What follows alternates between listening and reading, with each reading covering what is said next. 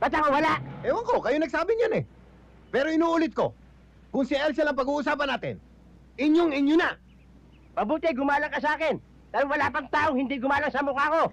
Tandaan mo, kahit magpasadya ka, iisa hulmaan ito. Nakakahadiyero! Gago!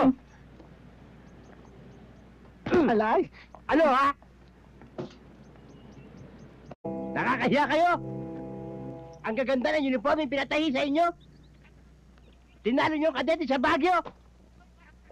Sa isang aso lang, nagtakbuhan kayo? Pasok mo yung tiyan mo. Para kayong mga kunehong nakawala.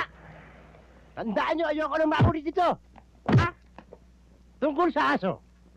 Huwag kayong magpapatakot sa aso. Dapat ang aso matakot sa inyo. Nakita niyo ako? Nilapitan ako ng aso, hinarap ko yung aso. Nagtatakbo yung aso, natakot sa akin. Samantalang kayo, saan kayo nagsuot? Lalo ikaw, inakyat mo pa yung flag ko. Tandaan niyo yan. Huwag kayong magpapatakot sa aso. Kulang kayo sa self-discipline, self-control, determination.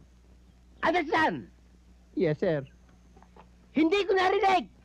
Yes, sir! Ba't sinigaw mo ako? Ha?